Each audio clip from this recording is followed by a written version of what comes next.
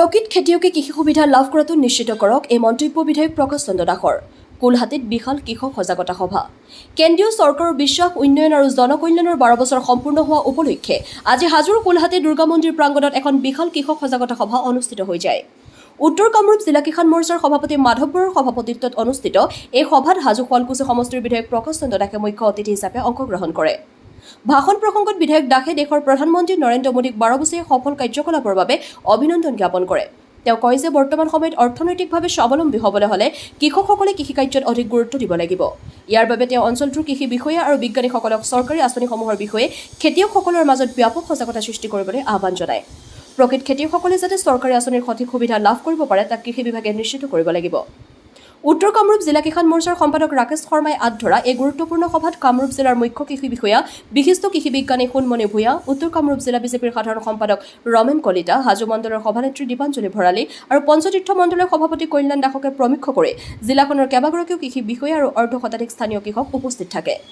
হাজোৰ পৰা কমলাকান্ত দাসৰ report AIN live. উত্তৰ কামৰূপ কিষাণ মৰ্চাৰ উদ্যোগত হাজো শুৱালকুছি সমষ্টিৰ কোলহাটী চেঁচা পাঁচগাঁও পঞ্চায়তৰ এই কোলহাটীৰ দুৰ্গা মন্দিৰত আজি যশস্বী প্ৰধানমন্ত্ৰী নৰেন্দ্ৰ মোদী ডাঙৰীয়াৰ 12 বছৰ দীৰ্ঘ সময় ভাৰতৰ প্ৰধানমন্ত্ৰী হিচাপে নেতৃত্ব দিয়া প্ৰধানমন্ত্ৰীক ধন্যবাদ জনোৱাৰ লগতে কৃষকসকলৰ মাজত এক কৰ্মশালা কৃষি বিষয়া আৰু কৃষকৰ মাজত এক কৰ্মশালাৰ জৰিয়তে কৃষকসকলৰ জনহিতৰ কাৰণে আজিৰ এই আলোচনা চক্ৰ অনুষ্ঠিত হৈছিল। তাত উপস্থিত থাকি অতি আনন্দিত হৈছোঁ আৰু কৃষক আৰু কৃষি বিষয়া ইয়াৰ মাজত যেতিয়া সম্পৰ্ক গাঁৱলৈ আহিব তেতিয়া কৃষক যথেষ্ট উপকৃত হয়।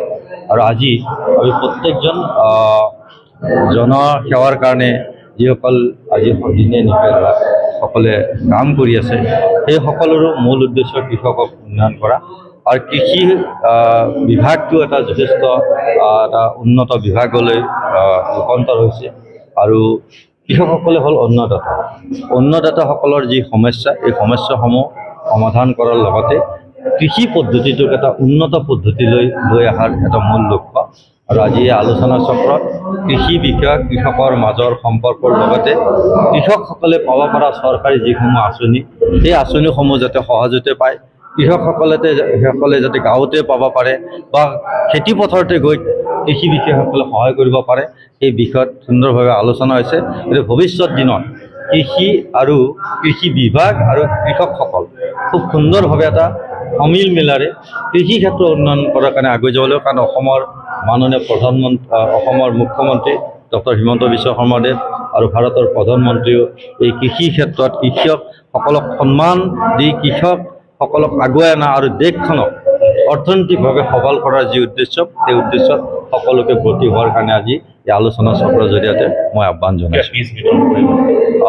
আজি ধানৰ কিছু বীজ আহিছে হাজো শুৱালকুছি সমষ্টিত আজি আমি আৰম্ভণি কৰিম, তাৰ পৰা পৰ্যায়ক্ৰমে খেতিয়কসকলক এই বীজ পোৱাৰ ব্যৱস্থা কৰিম। যিকোনো খবৰ আৰু বিজ্ঞাপনৰ বাবে যোগাযোগ কৰক 7896121996।